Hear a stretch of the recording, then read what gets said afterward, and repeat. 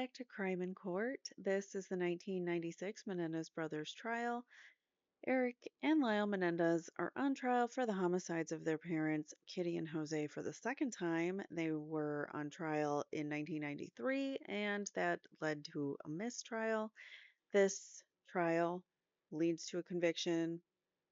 Uh, their sentence was life without the possibility of parole, and that has been since overturned recently, just recently, this week or weekend. It was announced that their habeas petition is also in review by the judge, and the DA's office is ordered to give or to show cause within 30 days. Basically, they have to give a reason as to why the petition shouldn't be granted, and to do that, he needs to prove that the evidence, the new evidence that the uh, defense are, or that Erik and Lyle are claiming, uh, they have to prove that it's, not valid or whatever, however they want to discredit it. But they've already done so and tried, and the judge didn't really buy it. So they gave like an informal. I just watched there was a TMZ interview with Nathan Hochman. He basically repeats the same BS, but he said that he did submit an informal response at some point, and so now this is his opportunity to give a formal response. So if the informal response was already kind of dismissed by the judge, we'll see how well he does with his formal response. I think it's very possible that the brothers might be getting out of prison next month. We'll see. So at least the possibility is now open. All right, so we are currently reading through the transcript of the 1996 trial. We have no video, unfortunately, and we are on the defense's case, part 3. The first witness for the defense, Dr. Martin Fackler, who is a wound ballistics expert, the original, the GOAT of wound ballistics. And he basically totally discredited Dr. Lawrence and Dr. McCarthy in his first, I don't know, hour, 2 hour, 2.5 hours on the stand. And he's not done. He's got the rest of this day, which is Monday, November 20th, 1995, and he's going to be on the stand for 2 more days on top of that. So we're going to continue where we left off. He's still under direct examination by Leslie Abramson for the defense, and let's get started. Please hit the like button if you haven't done so already. The court says the jury is back in court. You may continue your direct examination. Ms. Amerson says, thank you very much. Dr. Fackler, I mounted on to 295 a photograph of an x-ray. Do you recognize that to be the x-ray of Mr. Menendez's right arm? Yes.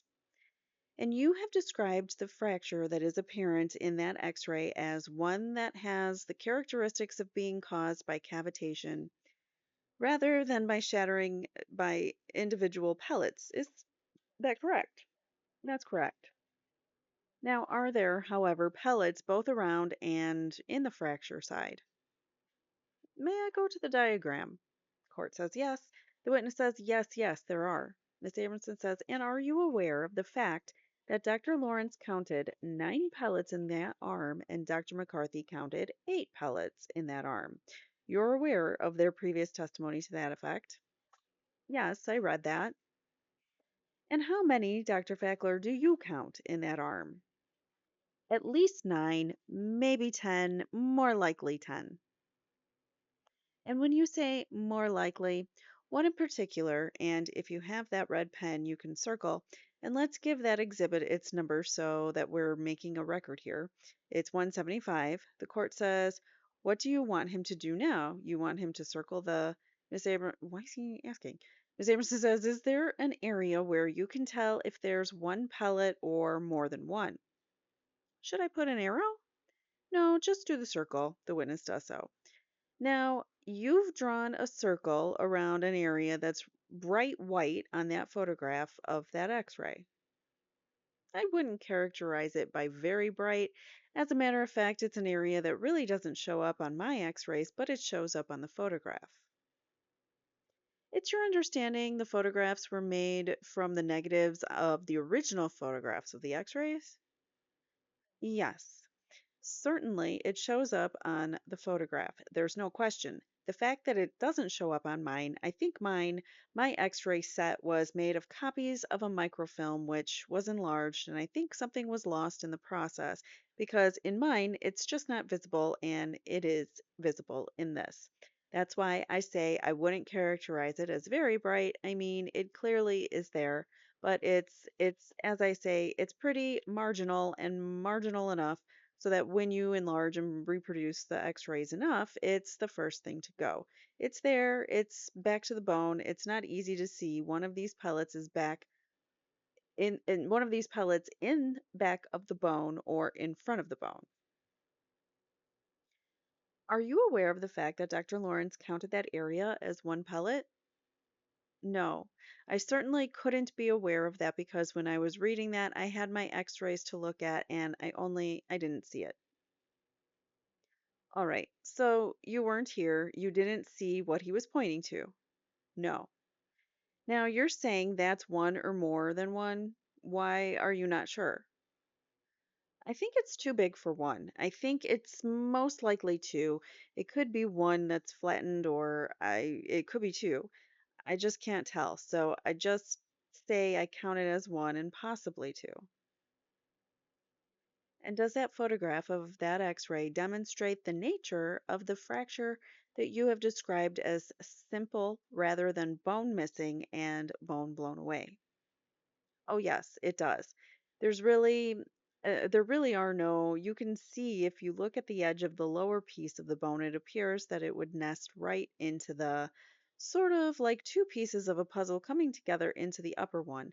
It appears to me to be a simple break, as opposed to other x rays in which there's a great deal of bone missing and, up to 10 or more fragments around. Now, I do think, however, there have been some bony hits here. I don't think it's purely only cavitation. I think cavitation is what broke it because that's the way cavitation breaks things.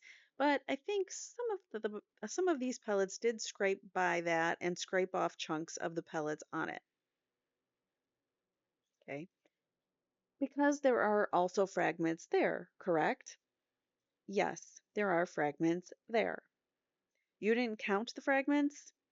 Oh, no. You asked me the more or less the total, what I thought was the total buckshot, but the fragments, no, there are several fragments there.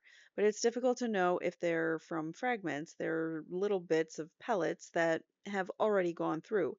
I think most of that column stayed in one column, given the big cavity, and then you have a few of them, but enough to hit and scrape off the chunks.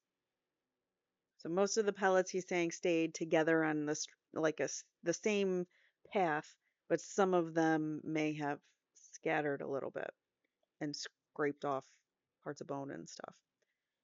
So it would be cheating to count them. Pardon me? It would be cheating to count them if they pass through. Well, if you're asked to count the number of buckshot on that photograph, which I thought was the form of the question, it was, then you couldn't count them. It wouldn't be right to count them. Of course not. Even though they indicate there may have been another pellet there or two? Well, they're parts of another pellet that's no longer there, yes. And just to demonstrate what you mean by the comparison between a break due to cavitation or a break as to this right arm, I want to show you what's previously been marked 173 and what's been previously marked 167. I'll just overlay these. Do you recognize 173 to be an X-ray photograph of Mrs. Menendez's right forearm? Yes. And does that show a different kind of fracture pattern than Mr. Menendez's right arm? Oh, yes, because here we see not only many more small fragments, but if you count the actual number of bone fragments, You can see if we start down at the bottom, there's one, two, I think there's a third one, four, five, six, seven, looks like an eighth one. And not only that, it appears like there's an area here where, or should be, I don't think all those fragments together would make up enough bone to fill in the defect. So I think there's certain fragments that are left and are no longer there. And similarly, with 167, which is a photograph of an x-ray of Mrs. Menendez's upper right arm, is that also a fracture with many pieces of bone? Yes, it is. Up here we have, well, here we have a lot of fragments right overlaying the bone. So there's some fragments I don't think we can see because it's behind. But here's a major fragment, here's another, and I think there's a separate one here because there's a bend. There's one, oh, I don't know. There's 8 or 9 approximately, and then there's a crack up here. It's a what we call a commuted fracture. When there's 3 or more fragments, we generally say they're com com comminuted. Comminuted? Whatever. That means there's a bunch of fragments. And you're aware what the Webster's dictionary definition of comminuted is? I need to know how this is pronounced. I thought it was the medical term, but it's not. It's in the Webster's dictionary, so let's find out. All right, I couldn't find a thing to play for you guys, but I looked at the phonetical um, way to pronounce it, and it is comminuted. All right, so he says, well, so you are aware what the Webster's Dictionary of Comminuted is? Well, I'm not sure what Webster, he probably says it. He probably doesn't give a number to the fragments. He probably says fragmented fracture. I don't know. Pulverized. Okay, pulverized. Remember, I read the dictionary last night and came up with the word pulverized. What they said is communi- com, comminuted. I can't even remember my own pronunciation. I don't think that most medical dictionaries would quite use that term, pulverized. Medical dictionaries would refer to it being several separate fractures. Several. And they say many.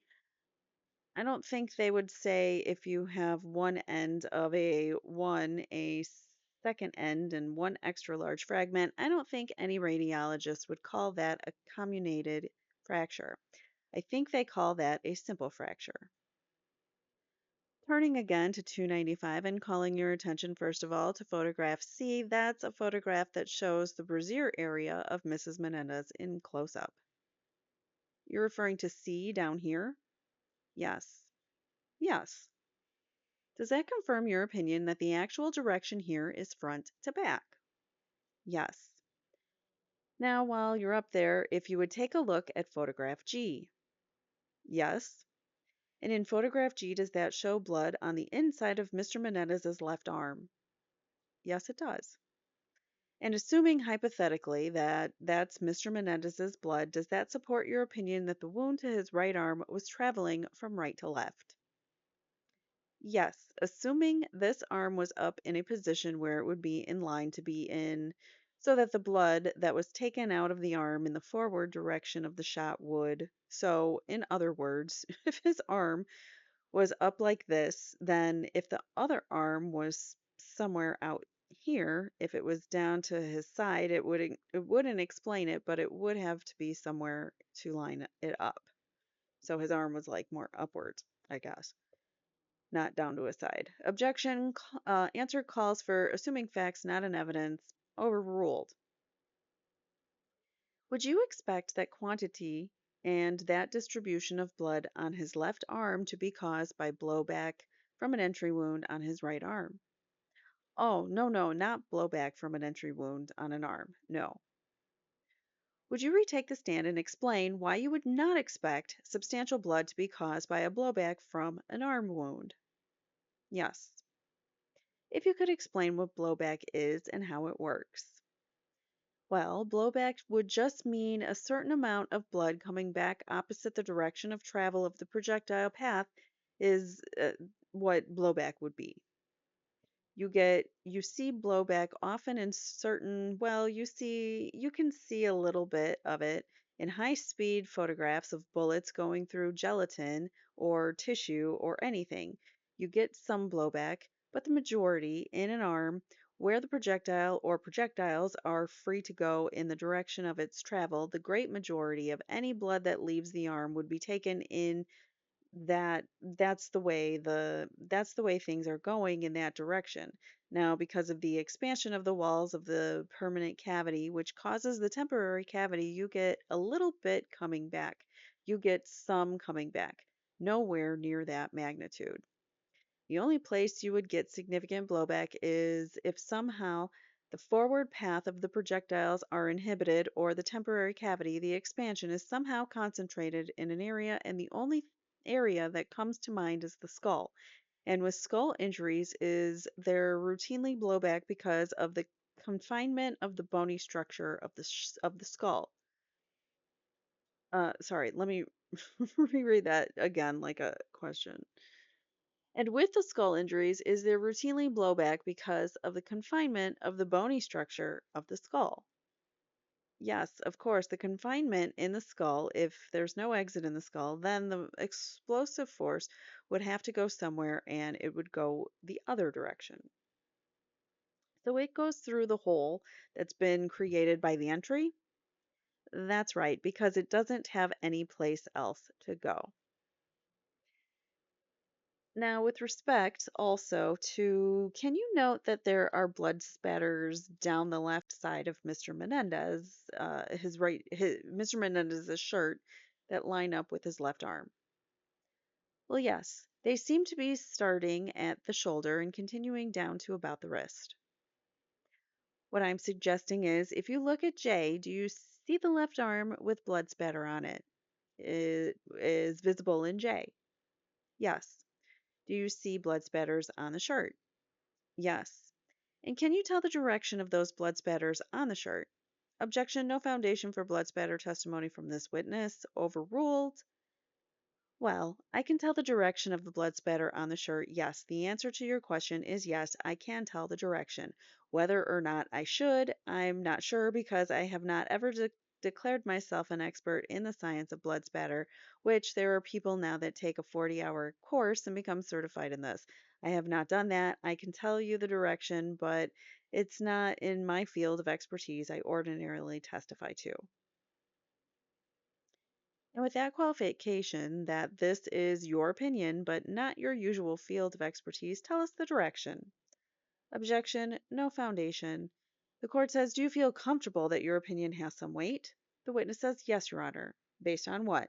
The witness says, well, based on the fact that although I haven't taken the 40-hour course, I am a member of the Association of Bloodstain Examiners, and many of them are firearms examiners also, and we talk a lot about this, and I've read their papers and this sort of thing enough to know the basics of the field. The court says, all right, overruled. Well, that was easy. Not in Judge Cannoni's courtroom where experts aren't experts, according to Judge Cannoni. The witness says, may I approach the diagram? The court says, yes. The witness says, thank you. The direction is from right to left. Basically, some are more angled than others, but it's basically right to left because you have the main, rather than being a drop that is round, it's oblong and it's pointed in one end, and there's a little drop off the end of the point, and that points to the direction it's going because that's the way when blood hits something at an angle, that's the way it looks. It's very typical. So does both the appearance of spattered blood on Mr. Menendez's left arm and these blood spatters on his shirt going from right to left further support your opinion that the arm wound on his upper arm, the main wound there, was traveling from right to left? Yes, it's certainly consistent with that. Oh, yes, one other thing. Calling your attention to Exhibit 301, Photograph F.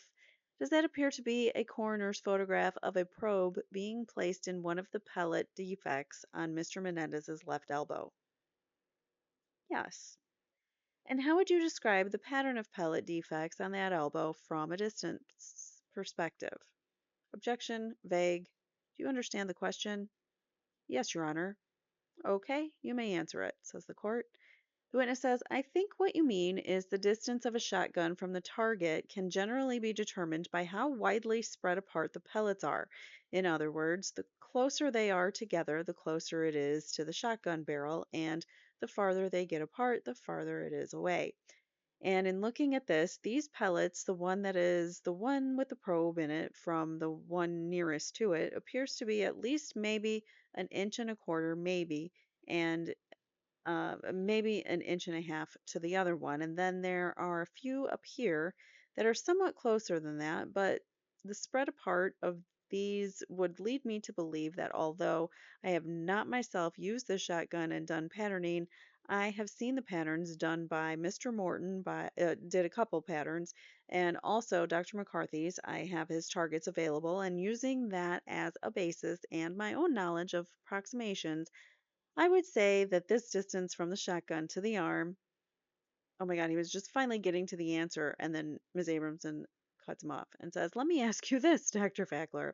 I'm not going to require you to give an absolute distance. The real issue is this closer or far? Close or far? Well, I can't answer in terms of close and far because they're not definite. If I could answer in terms of a range, yes. Could I say 10 to 14 feet? Yes. Okay, I'll say that. I mean, is that what you think? That's what I think, yes. Is this a spread pattern? Well, it's spread to the distance you'd expect from 10 to 14 feet. When you have a spread pattern like that, is it conceivable that the shot column that is now spread to where it gives this partial pattern on an elbow would then somehow back together again to blow out a big hole in the upper arm? No, that's entirely inconceivable. So the pellets aren't going to stay together in a column, spread out, and then come back together. That's not going to happen. But that's kind of what it was Dr. McCarthy. I think that's Dr. McCarthy's theory. And is it possible then, when you have a pattern that starts out in its impact area, that spread would have a significant portion of that pattern as it continues across the body, still clumped in a tight pattern? No, not at all. The characteristics of a shot pattern when it goes through an arm or any other thing is to spread as it goes through. I mean, so when it comes out, it's spread in a wider angle than it was when it went in. But you're not assuming that all of the pellets went through the left arm. That's just part of the pattern, correct? That's true. I'm not asking you to imagine that they went through the arm and came back together, but even if the majority of the pellets passed by that arm, is there any reason to see that the majority of the pellets that passed by had two distinct characteristics, one part in a tight clump and one part still as spread as what's on that elbow? Now I understand your question. Now it's clear. No, you basically, when you pattern a shotgun and you cut it in half, the top half is pretty close to the bottom half. You don't see all the pellets in the top half. One half, uh, 1/2 inch of another, and down on the bottom half spread an inch apart. Is that dependent on how big of the piece you do know, which is the elbow? In other words, in the early stages when it's closer and it's just starting to spread, can you see some irregularity, some satellites, but still a main shot column? Well, you can see some satellites at any distance. But I'm talking about, does it at some point become a totally spread pattern where all parts of it are spread? Do you understand the Not exactly, because it's not something it's a continuum. In other words, this whole shot pattern, it starts from the barrel to wherever 40 feet is. It's a shot cone. And if you cut any part, if you put a target at any point across that, you'll find just a larger construction of the same basic pattern you find earlier. You don't have any real much changing. You can get a little bit of changing, but very, not any marked changing of the pattern. I mean, you could recognize, if you did this, you could recognize, yeah, this is a more distinct form of the same pattern. say if you put one thin paper target 6 feet, another at 12 feet, another at 18 feet, on probably 19 out of 20 shots, you'd be able to match it up. Yeah, this was the 20 feet that goes with the 6 feet of this one. There may be one that might be questionable, but you can mostly tell. Huh? And if you're starting out with a spread that appears to be within the range of 10 to 14 feet, by 16 feet, you wouldn't expect one part of that shot column to still be a solid core of pellets that are clumped together. No, certainly. It would never get back to that state. And is the spread on Mrs. Menendez's left breast similar to the spread on Mr. Menendez's left elbow, or is it wider or tighter, or no, it's considerably tighter. So that's another reason why it's a different shot. The elbow and the breast. Yeah, the Mr. Menendez's left elbow and Mrs. Menendez's left breast, the patterns are different. One's whiter or one's tighter than the other. So it could not have been the same shot. So again, debunking Dr. McCarthy. So, would you even expect the spread on her left breast to be part of the same shot pattern as what's on his left elbow? No, I wouldn't. Is it more similar in spread, that is, that on her left breast, to what we're seeing in 301D, what appears to be a spread of pattern of pellet defects on Mr. Menendez's dorsal forearm? Can you repeat the question? Yes. Is the spread on her left breast, you've indicated it seems to be tighter than what's on Mr. Menendez's left elbow? Is the spread on her left breast, as you see it, more similar to the spread on his dorsal forearm in photograph D? Yeah, it's closer to it. Yeah, yes, correct. Now, did you also examine the x-rays and photographs of, I'll take both of those down, we're done with these. Before we get to what's depicted on that particular chart that Mr. Levin is putting up, I just want to ask you some questions about some of the other wounds that are involved. Concerning Mr. Menendez, you're aware of what Dr. Golden calls wound number 2, which is a wound area on the right side of her face, the upper portion of the right side of her face. Yes. And with respect to the direction, or as someone has called it, the directionality, but we'll call it the direction of that wound, did you consult with the x-rays and photographs of the x-rays? Yes, I did.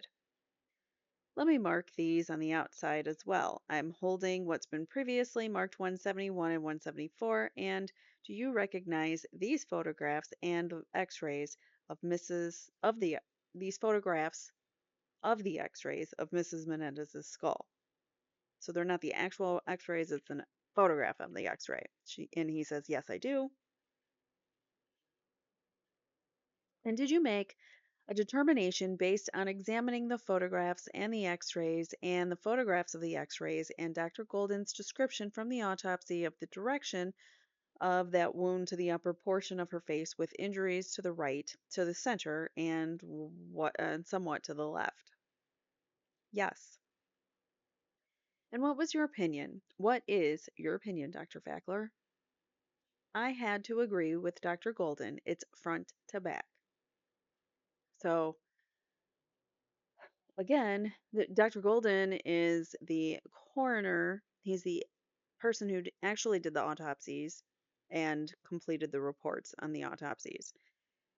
Dr. Lawrence, Robert Lawrence, testified in this trial for the prosecution in place of the coroner.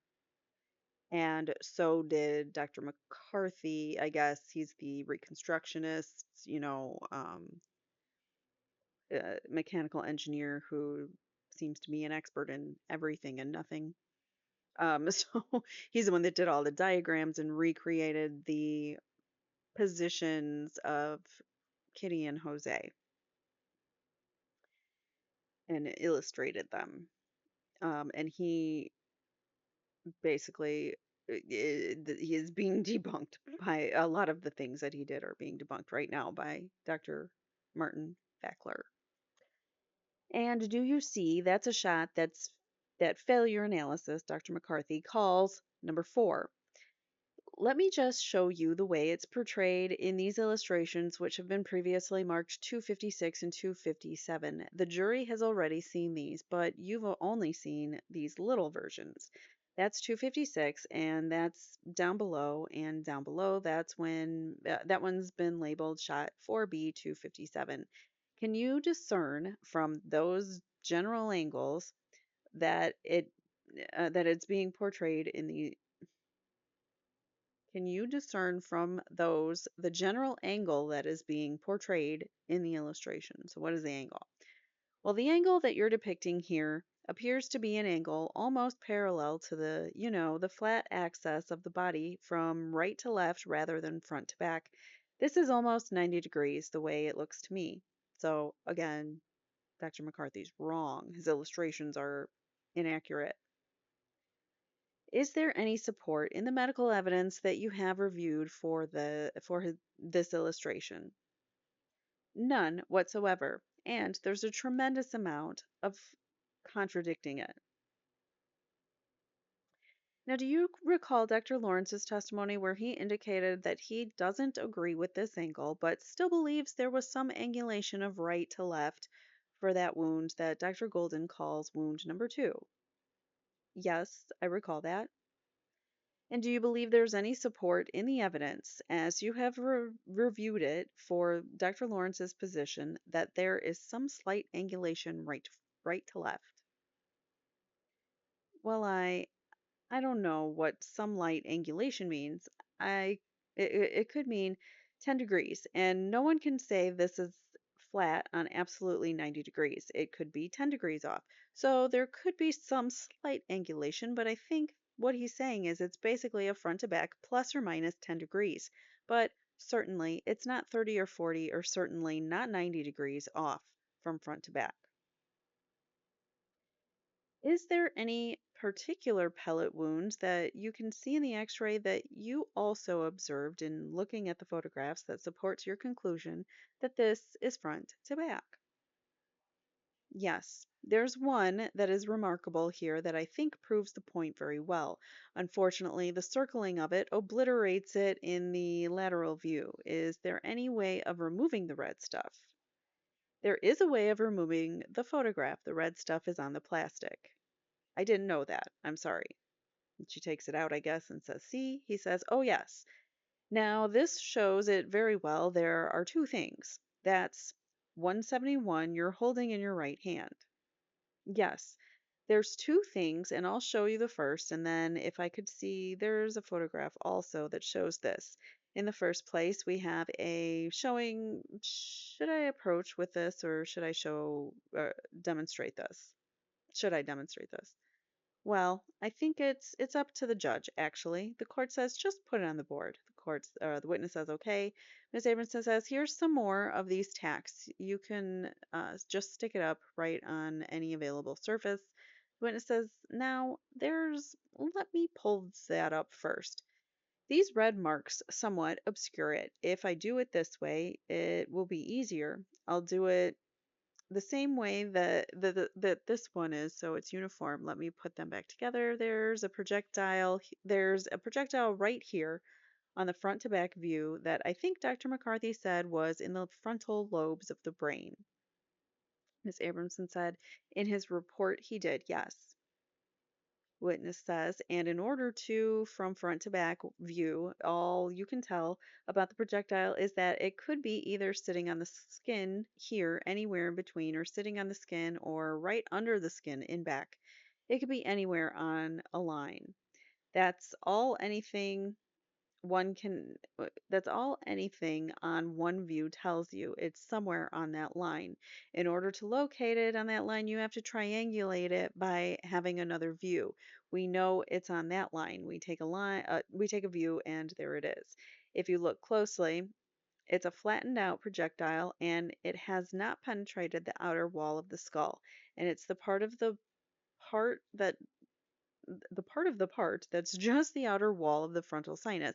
So you see the frontal sinus under it there. A frontal sinus is a hollow area between two layers of skull at that point, and the outer layer is not really thick, about an eighth of an inch. You see right there, it's flattened out in that area.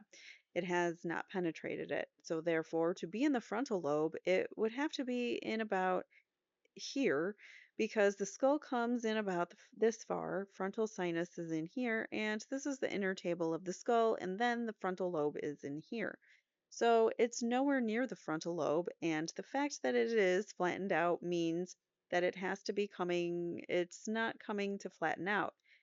If it's coming sideways, it's going to skip and go, it's going to ricochet off the skull and go out.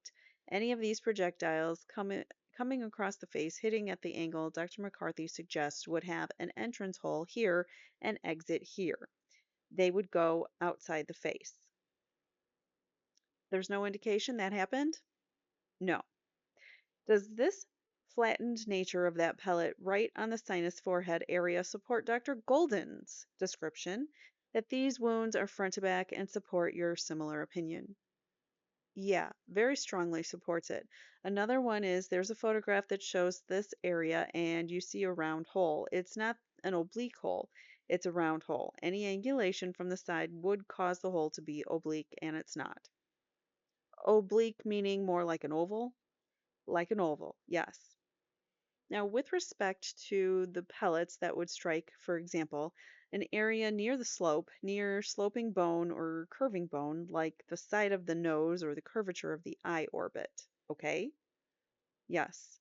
If you saw an oval-shaped hole there, would that indicate that it came in obliquely, or is that a function of the shape of the underlying bone?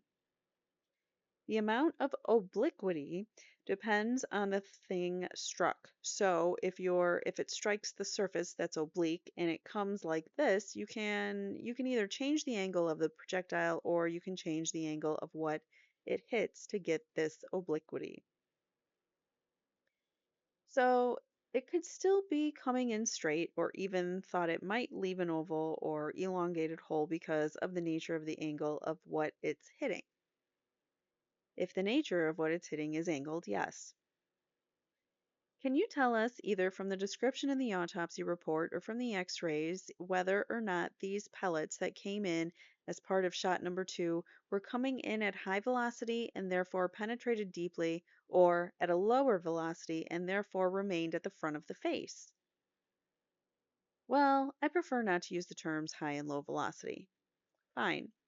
Because they don't really mean anything. We have a wonderful set of adjectives called numbers, and we can use velocity ranges. The velocity this shotgun is starting out is somewhere around 1,200 feet per second. In order for the velocity to get as low as 500, 600 feet per second, which would indicate less penetration of the pellet, it would have to hit something first. I mean, traveling 10 feet in the air will not slow it down significantly, so it has to hit something first if it's going to slow down.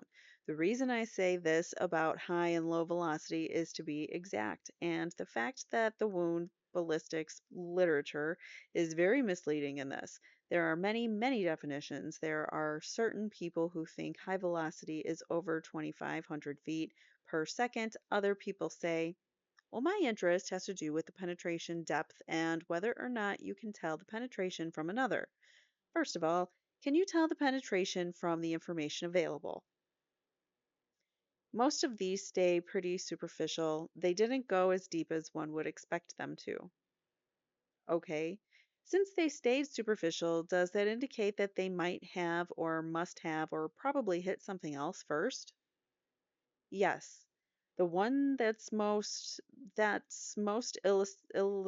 illustrative of this is the one that we pointed out in the forehead. I just don't see how a full power number 4 buckshot could not go to the lobe and maybe even the back of the brain. So I think that had to go through something first. Are you inclined, Dr. Fackler, to speculate as to what it was? No. And would it require speculation for you to come up with whatever object it was that these pellets may have hit? Yes, I think it would. In any event, so you can't just speculate that they hit Jose's arm and then hit her like they've done on other shots. This is the frontal lobe. They say it's in the frontal lobe. It could have hit the brain or the skull and not penetrated the skull and stopped there. So meaning that it was going at a slower rate of speed that by the time it hit the skull, it didn't have enough inertia or momentum or whatever the word is to keep going and to break through the skull. So, in any event, if the direction is front to back, in your opinion, this would have to be a shot that either went through something else or was deflected by something else. Yes. And therefore, cannot be as portrayed in failure analysis diagram of a solo shot aimed just at that part of the face. No, it can't. In any event, even if it was a solo shot aimed just at that part, there aren't enough pellets there to make up a whole shot. That's right. I think only 10 are described by Dr. Golden in his autopsy. Now, did you also examine photographs and x rays relating to the wound that Dr. Golden called number 3 on Mrs. Menendez, the one that impacted the area of the right mandible, the right clavicle? Yes. And is there a photograph that visualizes an area of discoloration under the skin? Yes.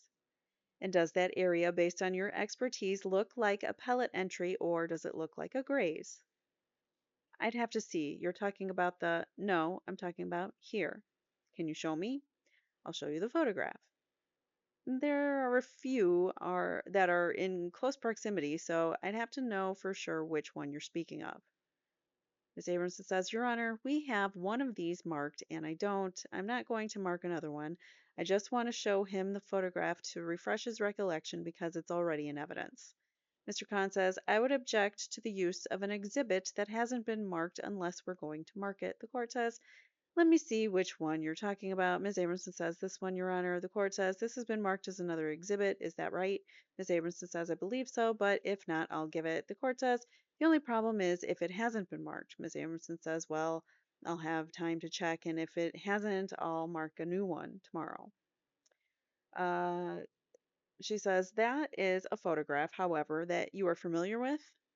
Yes. And I'm calling your attention to this. She points. Mr. Khan says, I would object to what counsel means by this. No one can see what. Court says, at this point, she's just using it to refresh his recollection. Or he, whatever. And Ms. Amerson says, you don't have to show it. You can circle what you're referring to.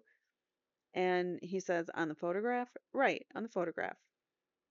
You're circling a dark area that appears just under the edge of the chin? Yes. And the question was, does that appear on your examination over the past few months when you've had these photographs to appear to be a pellet entry hole or a graze? Well, it's a graze or a grooving, either one. Does that appear to be an entry site?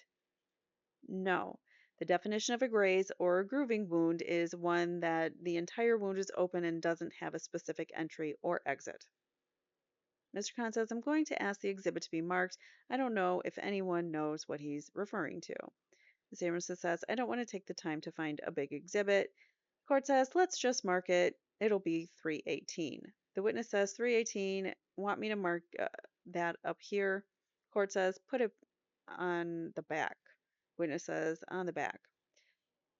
Ms. Amerson says, and in examining these photographs, then, Dr. Fackler, would it be correct to state that you don't see any actual pellet entry holes under the skin? Under the skin? No, I don't see any. I see that graze under the skin. That's under the chin. Sorry. I said skin and he was saying chin. They were both saying chin. Under the chin. That's the only thing I can see under the chin. Sorry about that. My brain sees one thing, my tongue says another.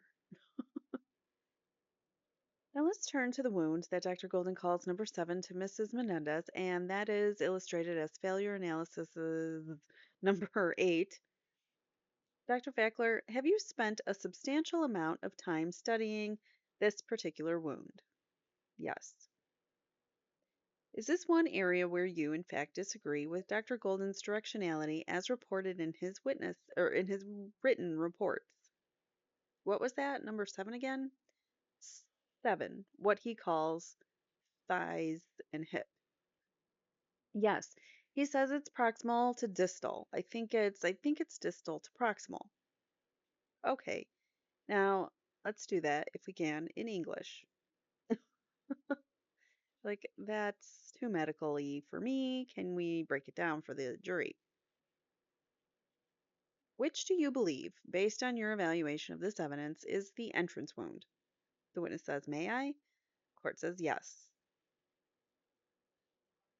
The witness says all proximal means is closer to the midline or torso of the body, and distal means farther away from it. So this wound is further away from it, and Dr. Golden thinks, Ms. Abramson says, why don't you use the photograph? Just rather than say this, let me number these. And there's one that shows both wounds up above. I see. That's a better one. I'll use that one. It's not marked though. What did you do with the red marker, Dr. Fackler? Here, let's mark the photographs, the two on the left, A, B, and three images in the middle, C, D, and E, and two on the right, F and G. And calling your attention specifically, if you want to start with F, does F show both the entry and the exit sites? Yes, it does. And with respect to higher and lower on the photograph, which one is the entry site? My opinion is that the entry site is the one on the bottom and the one on the lateral aspect of the thigh and more distal one, the closest to the knee. The lower one? The lower one. As we would say, yes, lower. And therefore the exit sites. There are multiple exit sites here, are there not? Yes. And the exit sites are at the top of the photograph. Yes, in my opinion, they are. And they would be higher up on the leg? Yes. And farther in towards the inside of the leg? Yes, that's correct. And in his report, Dr. Golden had it reversed. He had the individual defects somehow as the entry and the large hole as at the bottom as the exit. That's correct, yes. And would you step back and give us your reasoning as to why you have determined the entrance to be on the outer and lower part of the leg and the exit to be on the inner and higher part of the leg? Well, there are several reasons, and one is that the inner part of the leg, the multiple wounds indicate a pattern that's a little bit more spread than the ones down here. Here we have basically rather one wound, which would indicate a shot pattern closer to this, and it appears to me that by the time it got up here, it was spread out somewhat. But a second factor here that I think is interesting, what you see something under the skin up here, and you can see it under these two holes in F, and it's more easy to see down in G. That's a portion of one of the wads, one of the over powder wads. It's a wad that's over the powder and behind the shot. I think it's plastic in this case. No, that one's fiber. Let me show you one of the shells. I haven't seen the evidence yet, but the wads are considered, they are the size about 3/4 of an inch in diameter and 1/4 of an inch thick. They're a substantial piece of felt or plastic or whatever they're made of. And very frequently in close shots, they will go straight on through like the wound on Mr. Menendez's right leg. I'm sure the wad went right on through and the hole was big enough for it to go through and you couldn't see it. Here, because of the spreading of the shot column and the exit and smaller holes, I don't think there's a hole large enough for it to get out. And the wadding itself is made of very lightweight material, and doesn't have enough inertia to force itself through the skin. I think it's caught right under the skin. You can see part of it here and part of it here. It's too big to get out those holes. If that had been the entry and this big hole had been blown out below, is it your opinion that the momentum of the shot would have pushed the wadding out through the big exit hole that what Dr. McCarthy thought was an exit hole? Yes. If this came in, yeah, if that wadding came in, you'd see a larger entrance where it came in. I think it's much too small for it to enter, and also but it is inside. It's right underneath there. It's very clear. It's right underneath those two. It had to come in from the lower side and got stopped because it couldn't go out, get caught. Now, did you also discuss this particular wound with Dr. Golden when you met with him in October? Objection irrelevant. Is it irrelevant? Overruled. Yes, I did. And in your discussions with him, did he acknowledge the direction that you formed, the opinion you formed? Objection. Do you mind? The opinion you formed about direction concerning the wound. She wasn't finished with her question. He says objection calls for hearsay, and the court says sustained. Ms. Abramson says, well, Your Honor, there already has been a ruling that the court says let's not argue the issue. Objection is sustained. He does not let her talk. He's very short with her. Ms. Abramson says, I'd like to be heard on this. The court says objection sustained. Ms. Abramson says, now did any portion of your opinion about the direction of this wound depend upon Dr. Golden having described to you the depth of this wound? Objection calls for hearsay. Overruled. The witness says, actually, well, the way the question is worded, it's not, Ms. Abramson says, it's not quite right because he didn't suggest. Objection to the witness recounting hearsay to this jury. Sustained. Ms. Abramson says, well, first of all, did Dr. Golden inform you of the depth of the wound when you discussed it with him? Objection calls for hearsay. The court says, without saying what he said, did he describe the depth of the wound? Yes, he verified without saying what, the answer is yes. Anything else is stricken. Mr. Khan says, objection motion to strike the rest of the answer of the witness. Everything after yes is stricken. Ms. Abramson says, you had an opinion concerning the depth of the wound based on the way which you believed was the entry and which you believed was the exit appeared, correct? Yes, that's correct. Did Dr. Golden, however, inform you that he dissected this wound and determined the depth? Mr. Khan says, I'm going to object. Calls for hearsay. Sustained. Did Dr. Golden share with you his information concerning the depth of the wound? The court says you can answer that. The witness says, okay. The court says, say yes or no. The witness says yes. Ms. Abramson says, and did what he indicate in your mind solidify your opinion about what was the exit and what was the entrance? Yes. So whatever he said in that meeting it only further corroborated with his original opinion on which was the entrance and which was the exit, which he disagrees with Dr. Golden about. And so, to the extent that he gave you the information of his observations, are you basing your testimony here today in part on what he told you? Well, I guess in part. Basically, I came to the. Mr. Khan says, all right, I would object to anything further. Ms. Abramson says, is that yes in part? He says, yes, in part. What did he tell you about the depth of the wound? Objection calls for hearsay. Sustained. Well, Your Honor, I believe the witness. Counsel, again, let's not argue it. I'd like to be heard. All right, you may. Do you wish to break at this point and resume with the witness tomorrow morning? Ms. Abramson says, I can keep going if court is willing. I'd like to get done. The court says, we'll go a few minutes more.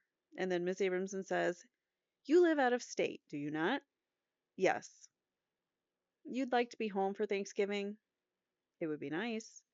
All right. Now, apart from the fact, let me show you this. This is 313, excuse me, which is the box of ammunition, and I just want to remove one. And would it assist you in explaining your opinion concerning this wound, number 7, to Mrs. Menendez, if you could see what's in there? Or can you see enough of the... I can see it looks like a fiber wad. Does there appear to be an overpowder, excuse me, an overpowder wad or plastic and then fiber? I need some water, hold on. Sorry about that. Okay.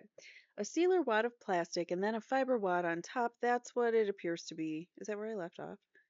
Does there appear to be an let me reread the question and answer, sorry. Okay, so does there appear to be an overpowdered wad of plastic and then a sealer wad of plastic, and then a fiber wad on top? That's what it appears to be. Fiber wad is about a 1/4 inch thick, like I expected. It's dark brown in color. Well, they call it gray, brownish gray.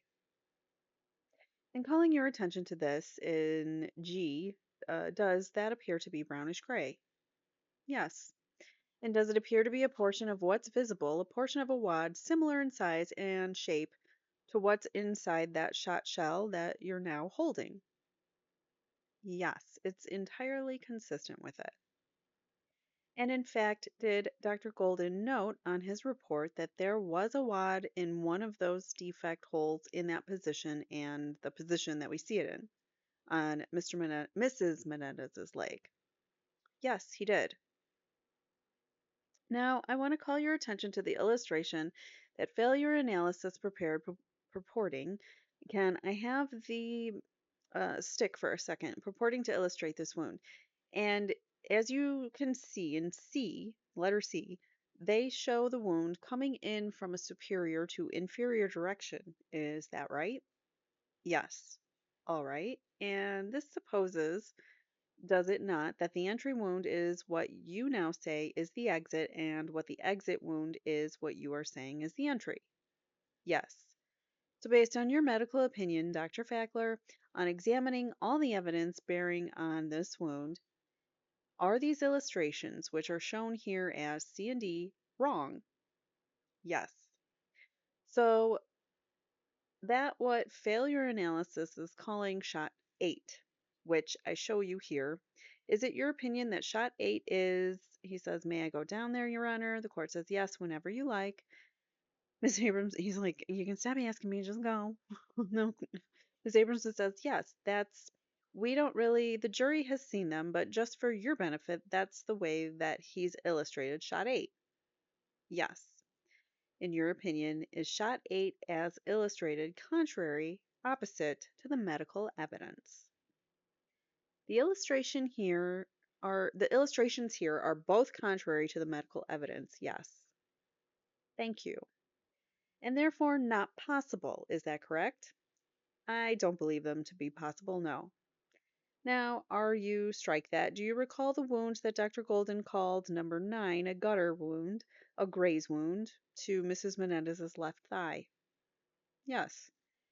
And have you thought about whether there are positions that her left leg could be in that would associate the graze wound to number 9 with the thigh wound, which has been labeled 7 in Dr. Golden's report? That's 7. And I can show you graze wound 9. Let me show you a photograph that's been marked 198. Let's pull it up. Not in that position. I don't want to try to envision that position that was selected here. Can you think of any position that her human body could be in where number 9, the graze wound, could line up with number 7, where the entry, and for example, Dr. Fackler, for example, I was looking for some way to demonstrate. I could take the pointer and demonstrate it on you or me. Sure. The easiest way when asked a question like that, the easiest way is to see. I have difficulty envisioning this in 3 dimensions, but sometimes we can establish let's start out with this. Ms. Abramson says, can you envision it where Mrs. Menendez could be on the couch reclining on her right side with her left leg up and bent? If you want me to do this, I've got to hold on. He says, yeah, I think something like this lines up quite nicely. The witness is demonstrating holding the pointer across my left calf and the end of the pointer going across my thigh to the more proximal part of my leg without striking it inside. It would, of course, go into the leg. Basically, that's the position, and your leg is bent at a little bit greater than a 90-degree angle, possibly 100 degrees. And because of your medical expertise, do you believe that it is physiologically possible that she could have been on the couch in a position where that leg would have been elevated and received those wounds in that direction? Well, certainly. Okay, we'll have to take our break at this point. We'll resume tomorrow at 8:30. Don't discuss this matter with anyone. Don't form any final opinions about it. We'll resume tomorrow at 8:30. And he asks counsel to remain to discuss the issue that we had discussed earlier. The jury exits the courtroom and the following proceedings were held. The court says, "All right, counsel, you wanted to discuss something." Miss Abramson says, "Yes, Your Honor, and I've been thinking about it, and I think you're right. Here's what I was thinking about. The issue came up with Dr. Lawrence when I asked him hypothetically if Dr. Golden had changed his opinion and had indicated that he believed the entry wound was lower and the exit wound was higher." The court says yes. Ms. Abramson says, "And I believe there was an objection. I think the court asked if I had indicated to the court that Dr. Fackler was having a conversation with Dr. Golden in which I overheard, in which Dr. Golden acknowledged that the directionality of the wound was as Dr. Fackler has testified here. And the court asked if I was asking a hypothetical question and was I in a position to prove it with Dr. Golden or to impeach him through Dr. Fackler. In thinking it through, I guess I can't get to this unless Dr. Golden first says no, right? The court says, otherwise you're introducing hearsay, which is the objection." Miss Amerson says, "Right." The court says a couple of things here, if you can. Miss Amerson says, "But the only other thing is his reliance on the fact that Dr. Court says, he could say he relied upon information, but he can't recite what it is, because then you're just introducing hearsay. We're really quibbling about something. You said Golden is going to be a witness. You're calling him, and I assume that's still your position." Miss Abramson says, "I'll see how this all plays out to see if it's necessary." Court says, "To get the information in." Miss Abramson says, "What are you two grinning about?" The court says, "Him reciting what Golden told him would be hearsay if it's introduced for the truth of the matter asserted, which is really what it is. He could say he spoke with Golden and relied upon information without reciting what it is, but if he recites what it is, we're really getting into the truth of the matter. Getting beyond that, two things. One, if you have exhibits that you are going to use that have already been marked, rather than pulling another photograph out, just as I said with the prosecution, plan ahead so we can get into the marking of duplicates of the same photograph." I'm going to stop right there and say, that's fine. She could be as prepared as she wants, but this particular witness is like, can I see that photograph? Can we pull that up? Can we look at it? So, how is she supposed to be that prepared when the witness wants to look at all these different, in the middle of an answer? He's like, well, I could answer it better if I looked at this picture. She's not necessarily, directing that and can't be in charge of, having them at the ready to pull whenever this witness wants one. So yeah, but not somehow it's the defense's fault, right? He goes on to say, "It would make it a lot easier for everybody, not just the lawyers, but the clerk as well. Fewer exhibits. We're already at 318, Ms. Abramson says. "I know. That's probably why she didn't want to mark another one." Court says, "If we don't have to duplicate things, it's all to the good. Secondly, are you going to be using their x-ray box tomorrow?" Ms. Abramson says, "I wanted to discuss it with the witness." The court says, "If you do, perhaps we can put it behind the witness and elevate it some fashion so that it can be seen." Ms. Abramson says, "Sure." The court says, "Which would be the traditional way of doing it?" The witness says, "You could put it here, but it would hide you a little bit." The court says, "You could put it back there." Ms. Emerson says, "And I'll try to find the photograph of this. I think it's already in the enlargement. If not, perhaps there's a photograph that is in that illustrates the same thing, because I agree that, frankly, the fewer of these around, the better from my perspective." The court says, "I don't recall that particular one, quite frankly." Ms. Abramson says, "If this is the only one that shows that gutter wound, I may have to use it." The court says, "That might have been one of the ones you objected it to in our earlier discussions. There's so many." We'll be in recess until tomorrow at 8:30. The reason we had to take a break is that a juror needed to arrange for childcare or take care of a child herself. That's why we took a break. Ms. Abramson, is it good or is it possible we could go till 5 tomorrow? The court says, Ms. Abramson, sorry, asks, is it possible we could go till 5 tomorrow? The court says, again, the problem is with the jurors and their personal problems. Some do have childcare situations or transportation situations and things of that nature. We can inquire of them in the morning when they arrive. Ms. Abramson says, how about shortening the lunch hour? The court says, let's get a feel for how much more the direct examination. Ms. Amerson says, I'm almost done. I think I have another half hour with Dr. Fackler and however long crosses. My biggest concern is Dr. Wecht, who's here and waiting. The court says, you told me you weren't going to call him. Ms. Amerson says, I've given the people the report. I did want to get into this week, get on this. I want to get him on this week and get over with it, get it over with. She wants to get him on the stand and get it over with. The court says, we'll try to get as much time as available considering the transporting of the jury back and forth and their problems. Ms. Nahara says, Your Honor, we haven't been provided with these things from Dr. Morton, these targets. Ms. Abramson says, he's not a doctor. Ms. Nahara says, okay, Mr. Morton, we haven't been provided. Ms. Abramson says, it's due the 22nd. Ms. Nahara says, the report was due the 22nd. These are something obviously in existence. The court says, it's been referred to by this witness. He indicated he relied upon it to some extent in one of his answers to have the distance of the shot. Ms. Abramson says, the court says, if you have it available. Ms. Abramson says, I'll be glad to give the people a copy of it first thing in the morning. The court says, we'll be in recess until tomorrow at 8:30. If you folks can get here before 9, before 9, all to the good, and we'll ask the plaintiffs to bring the jury over here. Oh, what? Who's he asking? They're in recess until tomorrow at 8:30. If you folks can get back, get ready before 9, all to the good, and we'll ask the bailiffs to bring the jury over here by 8:45. So if you're all ready, we'll start up.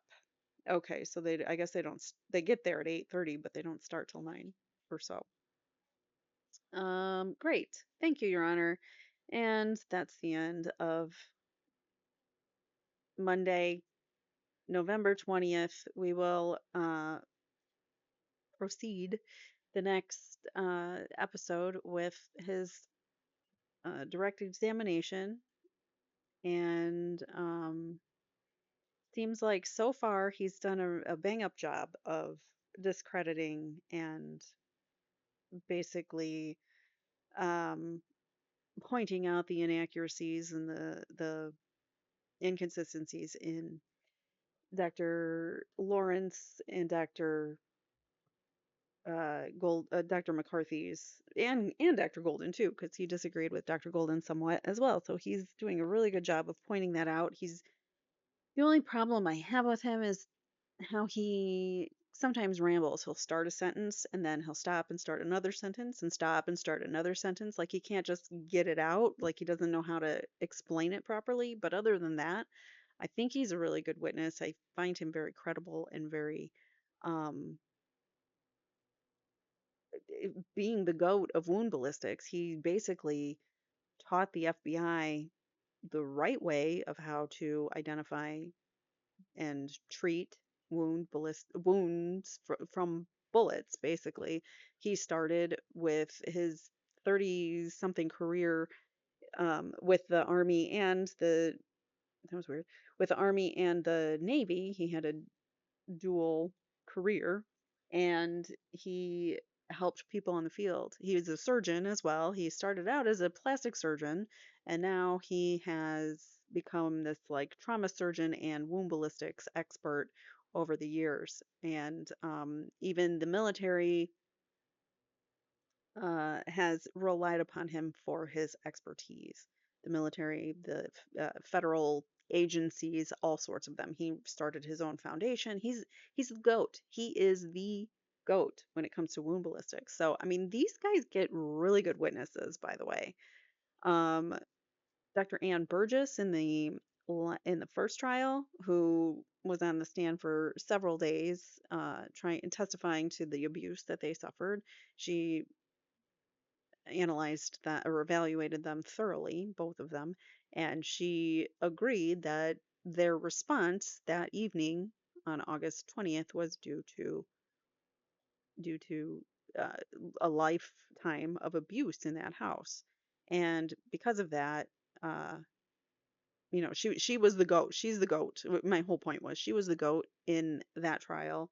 She's the goat when it comes to victimology. She teaches a course on victimology and very learned about how victims react to trauma and certain things like that. So, anyways, they get some really good experts, is my point. And this guy, he's one of them. I think he's a really good expert. I wish he could put sentences together a little bit better, but and it's hard to read for me, but it's hard to understand. He's hard to follow a little bit, but for the most part, he's an excellent witness. If you are looking at this from the angle of the defendants are always innocent until proven guilty, and um, you listen to both sides objectively, you get there. You get that he's an excellent witness, much better than McCarthy, who was just that was a struggle to get through his testimony because it was awful. He did not want to answer anything. He wasn't forthright. He just, yeah. So I think Dr. Fackler is doing a big up job. We still have a little bit more to get through. We will get through that tomorrow. Thank you guys so much for watching. Let me know in the comments below what you guys think. Hit the like, subscribe, share, all those YouTubey things, and I will see you guys in the next one. Take care. Bye now.